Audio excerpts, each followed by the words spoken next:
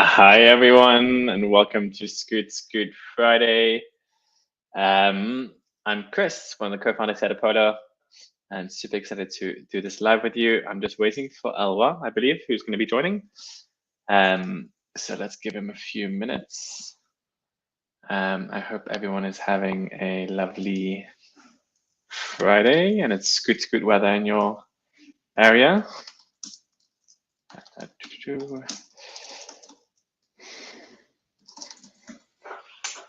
Bam, bam, bam. And if any of you are any Phantom customers, I know a lot of you the Phantoms were delivered this week and last week, which has been amazing. So we've been getting this a lot of feedback and reviews, which is great. So any feedback points, that would be amazing, so we can share.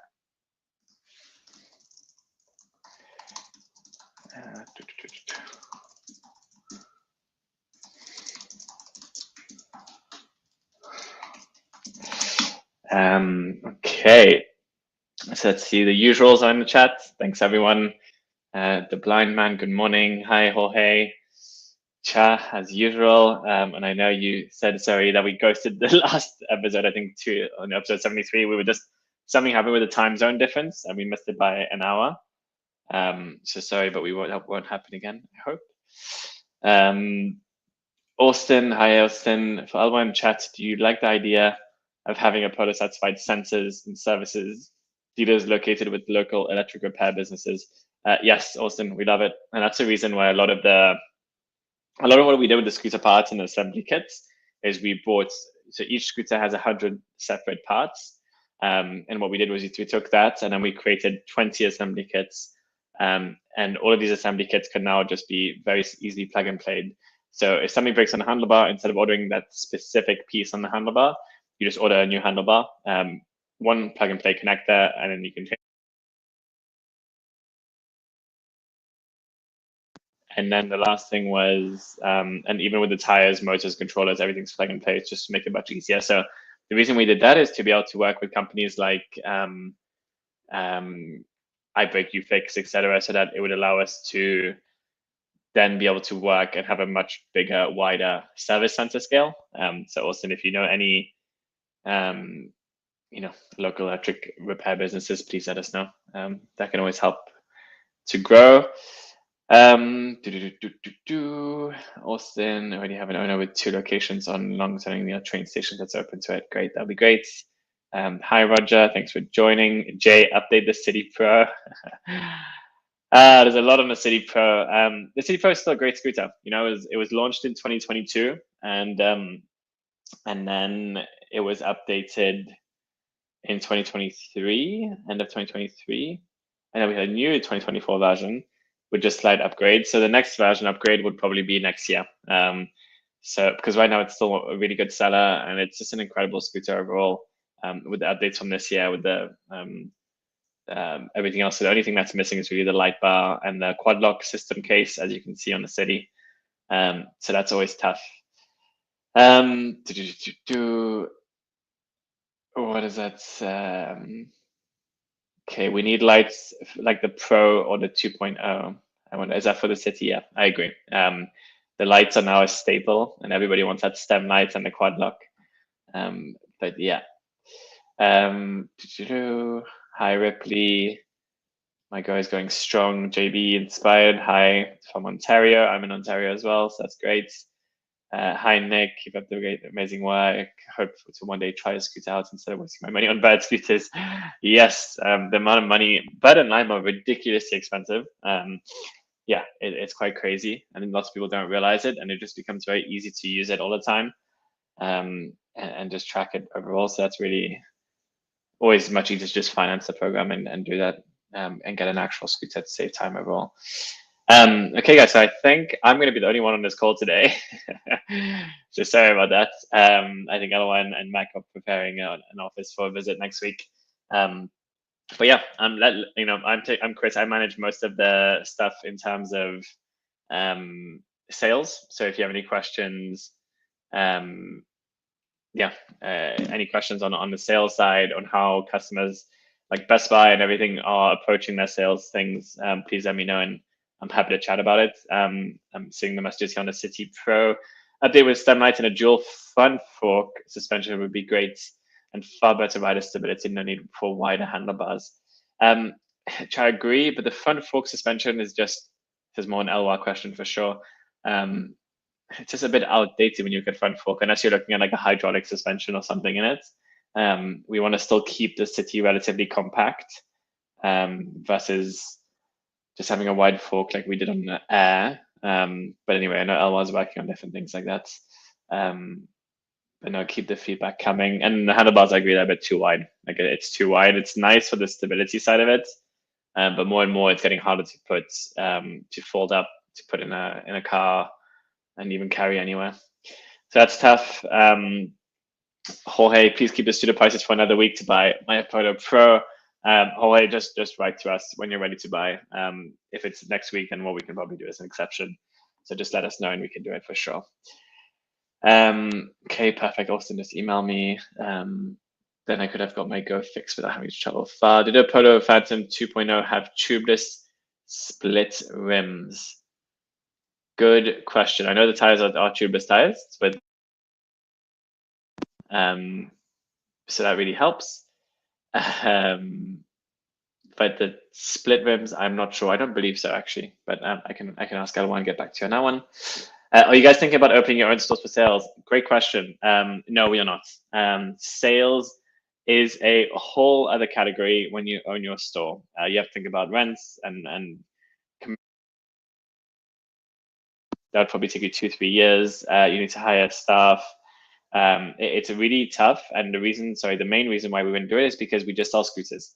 If we sold bikes, if we sold one wheels, unicycles, and all this different stuff that allows a much wider customer base, and even if we sold much cheaper scooters, it would make sense. But just to give you context on the scooter market, 75% of scooters being purchased today are under $399. So when someone's purchasing an Apollo scooter, which is $1,000 minimum, we're looking at a target demographic of 2-3% of the scooter market. So that's why we're looking at potentially new, cheaper solutions. A different brand overall potentially. But again, a store wouldn't make sense unless we had other and much cheaper scooters overall. I know we would kill it with the walk-in store. That's why we did pop-ups. Pop-ups are really, really cool. And they just worked really well because it's like 1 month, 2 months, you have enormous amounts of test drives. And that's also the reality of it's also the reality of seeing and feeling. So customers today, when they come on our website, 70% of them are not purchasing because they want to touch, feel, and see a scooter. And just put yourselves in that position, like you guys as well. You want to see it and know the size of the scooter or the power before buying a $1,000 to $3,000 scooter, right? You want to see it. So that's why Best Buy works really well, because customers can go in store, they can actually see the Go, they can touch it, they can just like lift it, they can feel the brakes, etc. So a walk-in store would be tough, but that's what we do with lots of our partners around, especially in Australia, etc. Jason, hello from down under Australia. Hi, Jason. Thank you for tuning in at this time. That's great. Please don't let us out easy wait. I see the seller available for pre-order in the US and Canada, but we only have the 52 volts available. Jason, it's a bit of the same situation. So you guys in Australia will get the seller at the same time as the US and Canada. We just haven't put the pre-orders available for Australia yet. But rest assured, we are going to open that up. It's only that we're going to open it up just a month before it's going to be ready. So I think US and Canada, the delivery is May or June. Australia will be the same. I'm the one doing all the sales for Australia, etc. So and I love how passionate Australians are for higher powered scooters. So for sure we're going to get you guys a Stella, but that's going to be most likely pre-order a month before it arrives. So look at it April, May, and then delivery for May, June for that one. But again, love the excitement. So thanks for the note. Chow, my VMAX is extremely stable without the need for wide handlebars thanks to the positive angle due to its dual fork suspension. I agree, Chow, like the stability is really important. Personally, I don't like the look of the front fork suspension of the VMAX, but we're doing a different category, right? Like we're doing a different design. Our focus is on the design of the scooter. And a wider handlebars still people like. We wouldn't do that on the Go, for example. But again, we did that on the Air. I don't know if it's a big change on that one, but the Segway G3 for sure is an interesting one with the way they've done their suspension, which is quite sleek. It looks like a great scooter. So I'm curious to see how just the maintenance and everything goes up on that, because the G2 was actually only released a year and a half in Australia ago, and it's already been replaced because there was enormous amounts of issues with the scooter. So hopefully they don't have those issues as much. And I know I'm saying that for competition. Of course, we want our competition to succeed as well. Austin, product question. It doesn't look like the new Phantom can show the brake line while the turn signal is on. Can you confirm if this is the case? Oof. Austin, great question. I do not know. I don't even have a Phantom yet, so I'm pretty sure the brake light should overturn. You would think the brake line should overturn a turn signal. Just on the safety side, what's most important is probably the brake, but I can confirm with Eloi on that one. Okay, Eloi is in apparently, so he should be coming on. Let's hope he is joining. Maria, if you can let him in, that'll be great. He can answer all these product questions. Better late than never. I was having a monologue here for you. How are you doing, Eloi? All right. I'm good, and you? I'm good. I'm going to leave now, so you can be alone. So. Okay. No problem. Cool. Eloi, thanks for joining. A few quick questions already for you on the brake side. The Apollo Phantom 2.0, when the turn signal is on and someone brakes, what happens? What priority? Which model? The Phantom, the new Phantom. Let's check now, because I don't remember. I think it's I think turning signal as a priority. So let's put it here. Interesting. So the turn signal continues to flash on the handlebar, but the brake light flash on the footrest. So it's red on the footrest, or it's orange on the footrest? It's red, and the turning signal on the handlebar is still blinking. So I guess cool, we have both. That's great. Great news. Okay, thanks for that. And then does the Apollo Phantom 2.0 have tubeless split rims? No, right? No. Okay. It's tubeless tires, but not split rims. Correct. Beautiful. Okay, so that's your answer, Austin. Jorge, what happens if I buy it at Best Buy? Can I keep the price if the sale ends? Best Buy normally honor a change in price, I think, every 30 days. So if you buy it and they change the price, you can go back and you just tell them and they'll refund that difference. Just double check that to be safe, but they normally do that. They're really good, so that's nice. D, I'm looking on the box of my Phantom 2.0 and it says Mach 3. Is it? So is the speed 45 miles an hour or 40 miles an hour? So it's the Mach technology, this one, but it's the Mach 2. And for the speed, what is it in miles per hour? Well, I guess it depends. Some people get 40, some people get 45, and some people get, like I've seen online, some people getting 52 miles an hour. That's probably going downhill for someone weighing 50 pounds. Apparently, right? not even. Really? Not even. But here, like us, we get between 40 42 miles per hour. There you go, D. We'll double check the box, but just to make sure it doesn't say Mach 3. But thanks for pointing that out. Donovan, can one order an NFC card for the Pro I bought last year to lock the scooter? If so, where'd I buy one? Unfortunately, not. NFC is only compatible with the Phantom. Your phone, however, can unlock and lock your Pro. Jason, absolutely love Apollo. Thank you, Jason. I really appreciate it. It means the world. Superman is here. Says tiny battery on a new Segway. Yep. A lot of people say this, but the reality is, like, even when we look at and this is very interesting because when we look at our stats of how people are using the scooter, the average trip is 4 miles on a go or on a city. So like Segway putting small batteries is normal. And I think it's the same with us. Like people always say they want a bigger battery, but then when you increase the price by $200, people don't want to buy it. So it's like, are you really using the full 30, 40 miles of range? Not really. So Segway is just looking at how people are using their scooters, what's enough range and battery size for the 80% of their riders, and then they do that.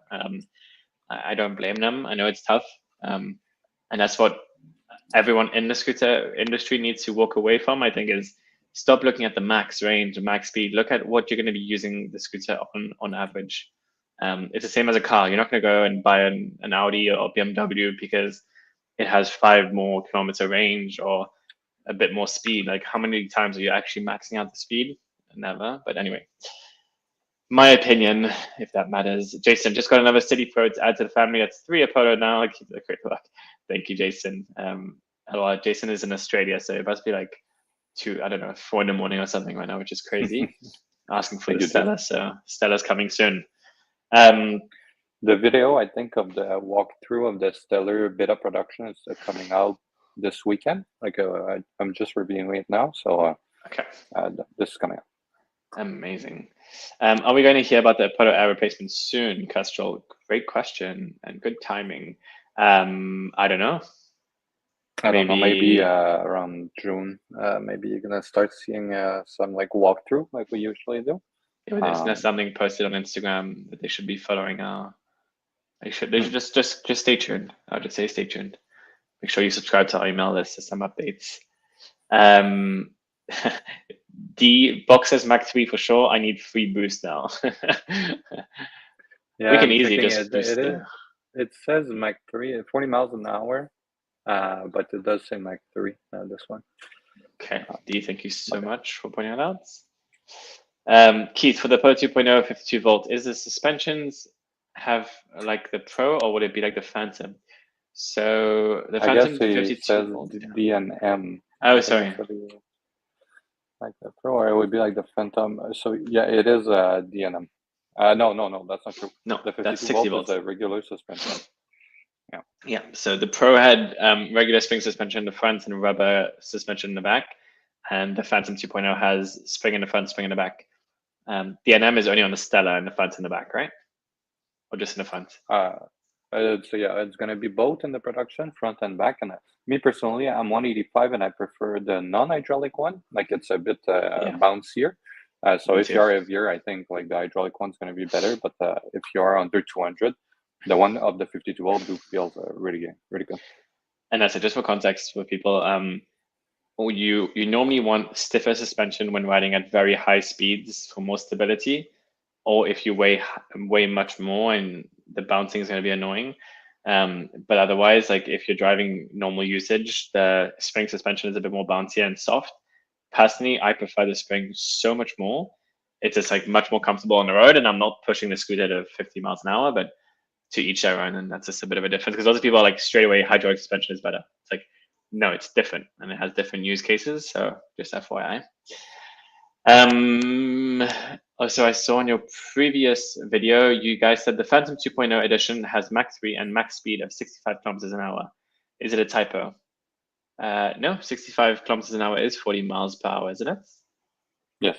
But Keith, it just depends. Like it can be between 62 to 70, depending on your weight, conditions, like temperature, everything else. So it's always a range. Yeah. Austin, Eloi, can you design a sleek custom bracket that can attach to the stem of the new Phantom, something that can hold portable power banks for phones, accessories, or water bottles?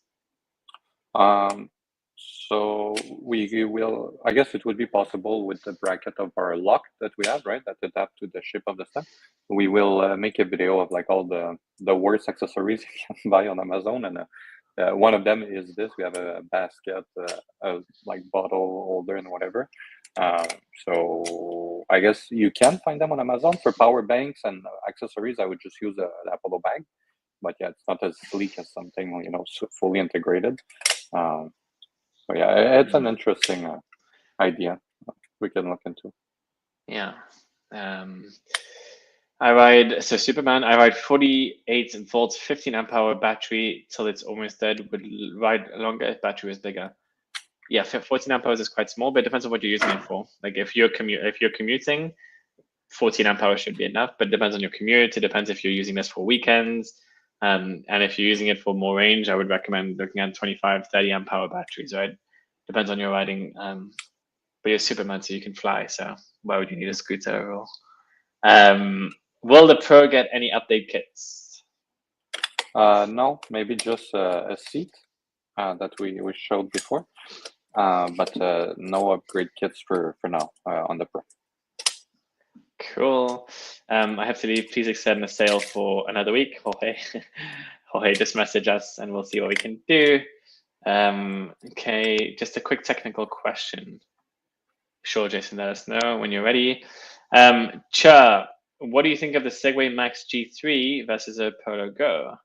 Great question. Eloi, do you want to go first? Yeah, sure. I think it's nice. You know, the whole Segway new lineup is really cool.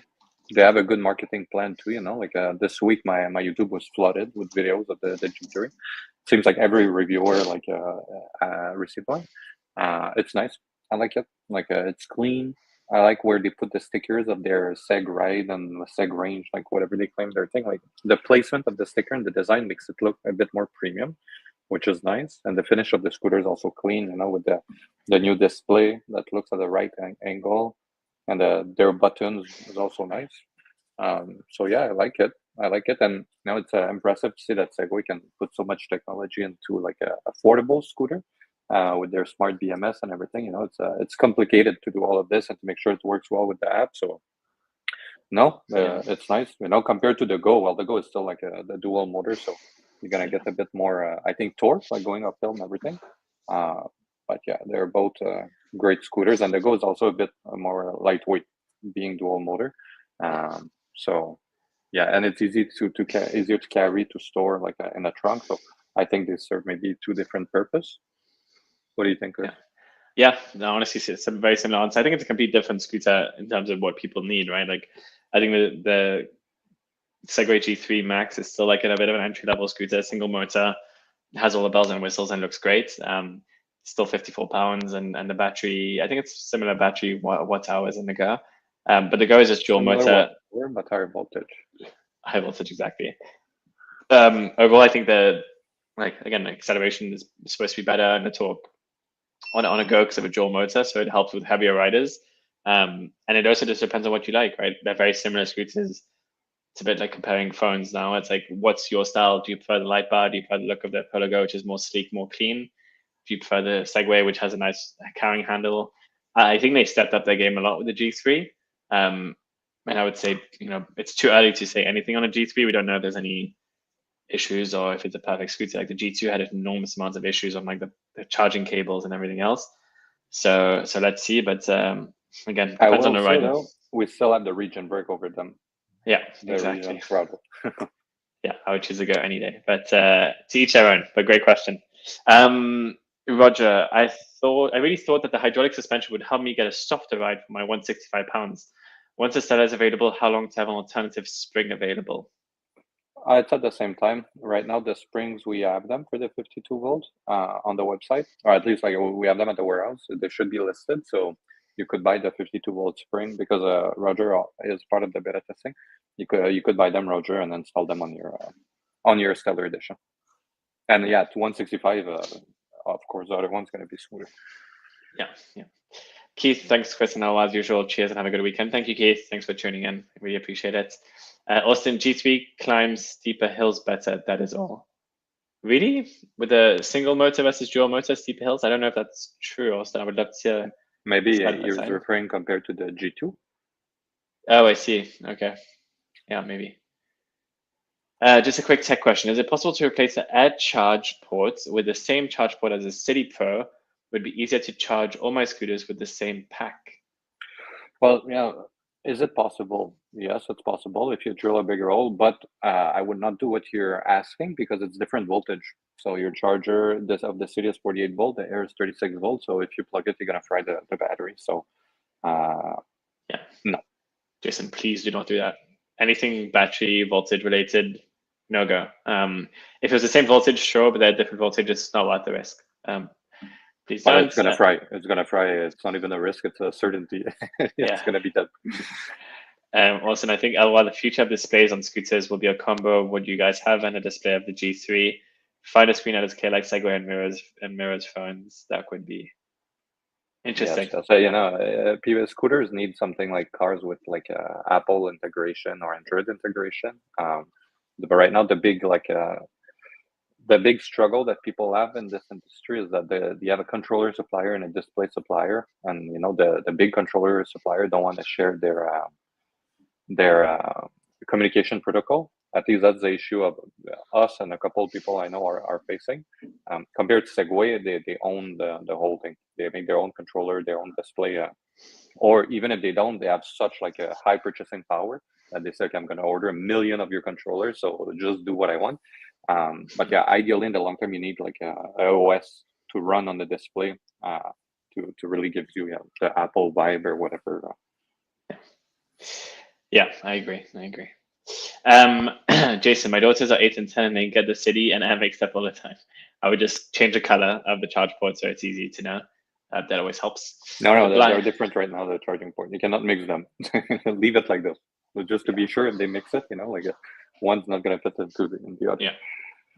Do I need to unpair my phone from the scooter when I send it in for repair?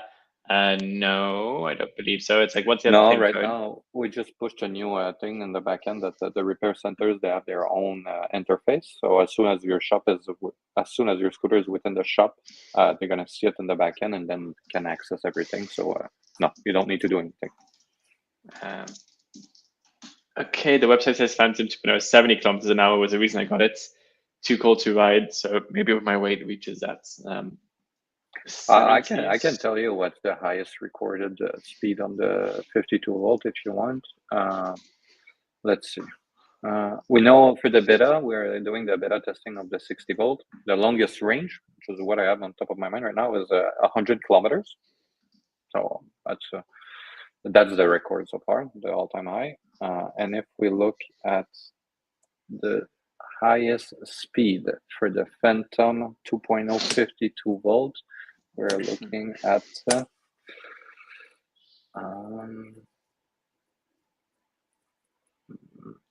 1 second. I'll just keep going as you go. I also saw teased on site for new Apollo feature. Would the switch for the lights on the Phantom 2 be usable for the Pro for those lights? What switch? What is from who? Is the Black Phantom. Black Phantom, Dave, with the switch for the light on the Phantom 2.0. So on the Phantom 2.0, we can click twice on the on the mode button to turn off all the lights. No, it's not possible right now at least it's not possible. But because you have the button sequence is different on the Pro, you have the horn where the M button is, and the power button when you click those things do other things, and you can turn it up with the app. So Dave, for now, no, sorry. For the fastest speed, I have at least 20 rides here that people did 85 kilometers per hour, then 82, That's 81. Insane. That must be downhill and stuff, though, no? It could, yeah. I don't know. There's a lot of rides. So like I'm going through pages, and right now I'm at number 75, and the 75th highest top speed is 78 kilometers per hour. So yeah. Okay, Austin, this is why you need to contact BMW. They have scale in buying power. Then we can have an M button on the photos, at least for CarPlay and Android Auto. Yes, Austin, that's a great idea. I would love a nice M button with BMW and a Phantom. What does it do, the M button? 52. M button's like a turbo boost, essentially. Oh. It's always like a red. It's really nice. Imagine you push on the Phantom and it like stiffens your suspension. I was looking into puts it in aerodynamic mode with magnetic suspension, but it's not there yet. There was just one concept of a bike that was really like a prototype to do hydraulics magnetic suspension, to become stiffer or whatever. But that would be really cool. Oh, so cool. Okay, is Connect Plus being removed from Find My instead? Yes. Oh yeah, Connect Plus is going to be just for the Pro. And Find My is going to be for all the other higher end models. So there's no longer, for now at least, going to be IoT for the other scooters. So yes, you could say it's being replaced, but for free. Cool. Keith, last question. When are you guys getting back the turning signal caps? Like what in stock? Are we out of stock? I'm not sure. We have not. We should have stock of it. If not, are we still looking at the end of May early? Austin, just send a email to support and say, Eloi told you that you're gonna get caps, and I have some at the office that I can ship you. Perfect. How well is the beta testing of the Polar Phantom Stella going? It's going. So what we have about like a dozen tester. One that is problematic. The rest is pretty good. I think we need to fine tune a couple things during assembly. Like a bleeding brakes properly. The classic with hydraulic brakes. But except that, again, I'm not hearing much about it. We had the focus group, and so far, it's the highest scooter we did the beta. It's the highest scoring scooter out of any beta we did. So people rate like for power, better than the comfort, Go? for everything. Okay, yes. Everything. Okay, so not reliability, but on like a scale performance. Yeah, reliability is the next call we're gonna have with them. They're gonna tell us how often they adjusted the brakes, which is not gonna be that good. But how often do you adjust the folding mechanism, the brake? How often do you inflate the tire? So we'll see. But so far, it's good. It's really good. Nice. Cool. Thank you for answering my questions. Love the scooter. Come back. But yeah, thanks, Steve. Thank you so much for your questions. Cha, my VMAX strikes a perfect balance between range of the city and the compactness of the Go. Yeah, happy that you're I don't know enjoying what you want us to tell you, Chow. You've been pushing VMAX so hard in our chat. Like, okay, good. No, I'm glad fine. you like your VMAX, but what do you want me? What do you want us to say? Again, it's a different customer. It's a different customer need, right? Chow, he prioritizes the features of the VMAX. Like for me personally, I find them revolting in terms of the design. It's like just a bit of a Frankenstein scooter, but again, it's a good scooter for features if you're looking at just features. So again, glad you're enjoying your scooter, of course. Austin, are we still looking at May and June for the right? Probably more towards June, and we'll keep you posted. June, yeah. June. So that's Virus. Do you plan to have pickup locations in the future? Pickup locations in terms of just your scooters? I don't think so. We mostly will still, yeah. It's just we can't do like a pickup system or like anything that we don't have stores, right? It's like either Best Buy is why we did this, so you can actually pick it up at a Best Buy, and that's my best recommendation if you want to pick one up locally. In the US, the Go just expanded to 350 stores, for example, so it's going to be much easier for most of you in the US to get it, which is great. So I think that's your best bet. The VMAX ain't sexy, yuck. Boring design works well for practicality and not attracting riffraffs. Exactly. So everyone has their own opinion on these ones. But yeah, anyway, guys, we're already over time. So thank you so much for your questions. Really, really appreciate it. And yes, Austin, last for your question. Yes, a lot. Probably like 20, 30% of our customers are financing scooters, especially during tougher times in the economy like now. So really does help. But yeah. Thanks, guys. Thanks, Eloi, for joining. Really appreciate you not leaving me hanging alone. Life story. And we'll see you in 2 weeks, guys. Have a lovely weekend.